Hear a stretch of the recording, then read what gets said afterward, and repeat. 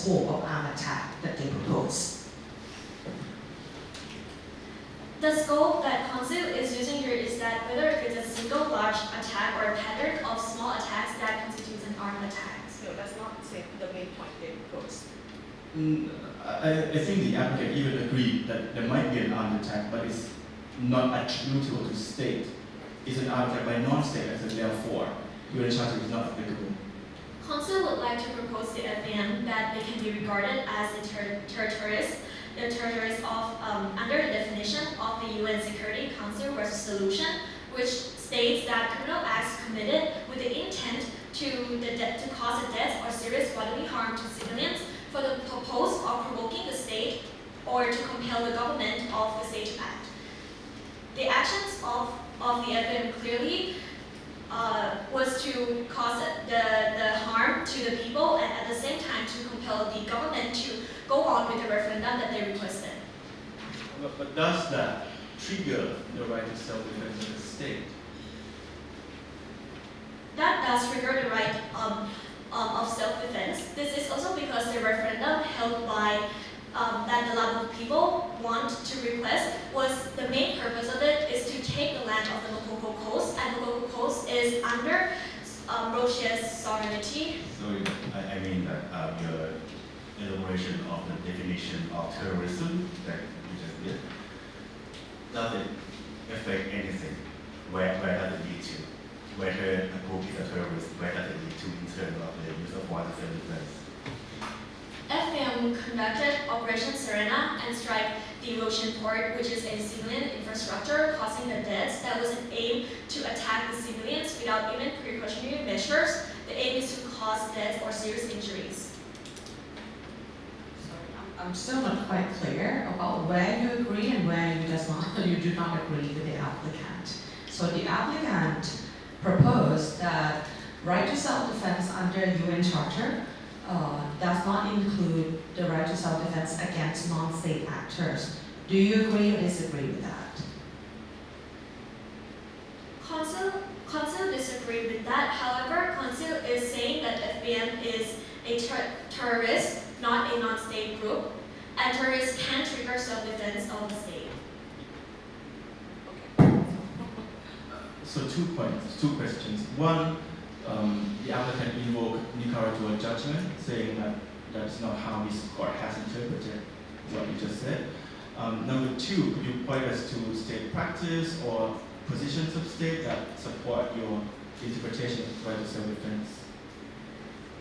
Council could not assist Your Excellency on that question. Does the fact that Article 51 of the UN Charter only talks about an armed attack occurs without specifying the author of that attack undermines your argument?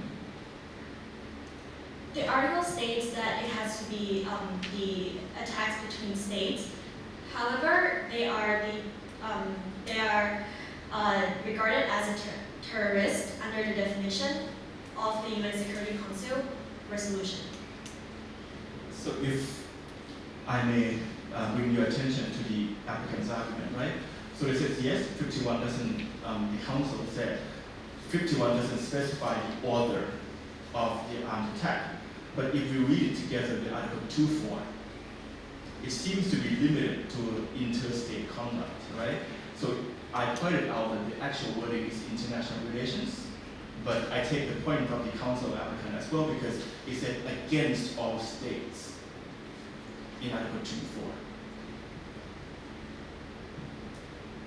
Which point, which the Excellency would like So the wording of the UN Charter doesn't seem to be saying that the right to self-defense can be exercised against non-state actors.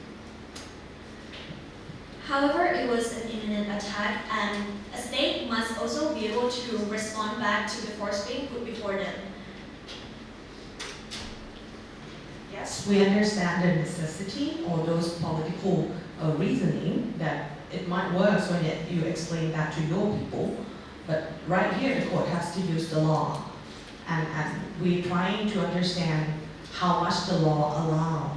And maybe your job here is to explain how the law can be extended from the wording that it has. So Are you saying that the UN Charter has evolved? That is likely so, Your Excellency. The act of terrorist is an imminent attack to the security of the state. The state must be able to respond back, or else that would affect the state's national security. So earlier you said this right to self-defense is inherent right? If you look at the French version of the UN Charter, it said droit naturel, so it's natural right of the state. Does that support your argument or undermine your argument? Yes, a state must be able to act in self-defense. That is what makes a state have the sovereign power to at the same time. Any limitations to this exercise of right to self-defense against non-state actors?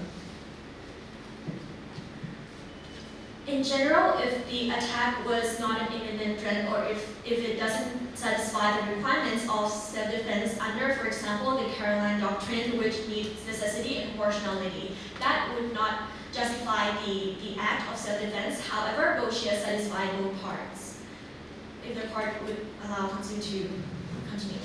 Because this is because Rochia never applied force at the first instance.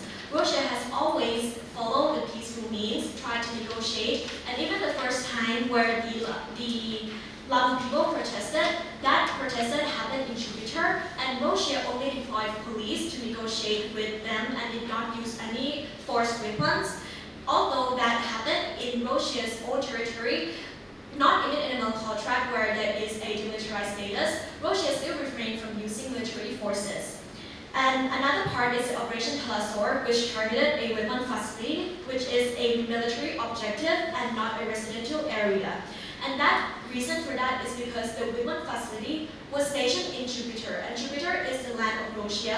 So FPM stationed a weapon facility in the land of Rochia and aimed to attack Rochia. So that posed an imminent threat to Rochia. And that also turned back to... Could you define for us imminency requirement? Imminent threat is when other means could not be taken, other peaceful mechanisms. Although Rochia's constitutional framework provided there is referendum procedures allowed, but Rochia has the full rights to step back from holding a referendum as that referendum aligned with territorial succession demands of the Lamu people.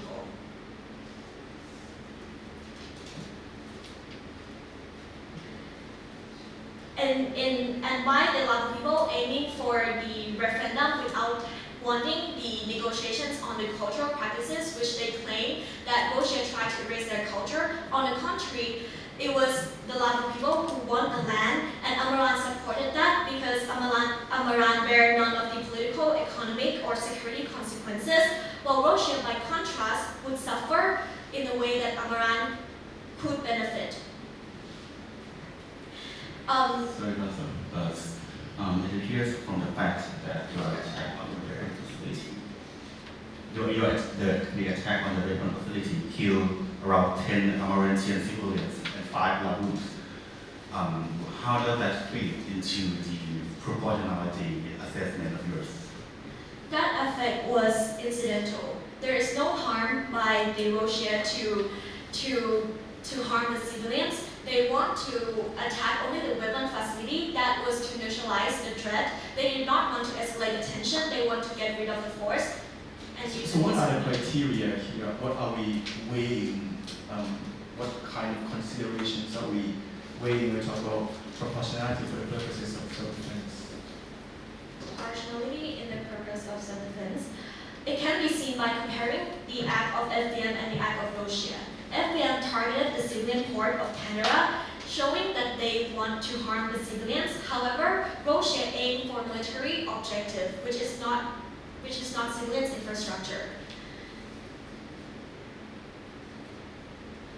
Another point which Council would like to support is that the indigenous and religious rights of the Lamu people is not absolute. These rights have to be under good faith and in accordance with the rights and the freedom of others and the public order. This is according to Article 46, Paragraph 2 of the UN Declaration on the Rights of Indigenous People. There was a time when the Labu people did the ritual processions and caused widespread fear through the fireworks, which result in the deaths of police officers, Roshan police officers, and the Roshan firefighters, as well as damage to the infrastructure. This happened in the Mokogo Coast, which is a land of the Roshia. Roshia also did not stigmatize the Labu people under Article 7, Paragraph 3 of the Treaty of Oslo. On the contrary, it was the Labu's movement that alarmed the broader population, and because whether if it's in Jupiter, Mokogo Coast, or Malakal Tract, Roshia has the obligation to protect all the residents, and that is not only the Labu people. The Labu people do not have exclusive ownership of the territory, and their rights cannot override the security of others. It can be said that Roshia was entitled and obliged to regulate these activities to maintain public order and protect all the populations. The first council of the applicant also mentioned Article 7, Paragraph 3, which expressly require Roshia to respect the rights and interests of the civilian population of the tract. Does that frustrate your argument now? It does not at all, Your Excellency. If we look back to the Malakal War, after the Malakal War, where Roshia, Council would like to grant 1 to 2 minutes. Yes. Back to the Malakal War. After the Malakal War ended, after Roshia also intervened in the Malakal Tract and take charge of the Malakal Tract, after that, Roshia renovate the area, build hospitals for the Labu people, and that was also when Roshia introduced the Fair Education Act to the Labu people. Although they claim that there is only in Roshan language, there is also Labu I suppose language. my question was slightly more specific. Yes. It's still about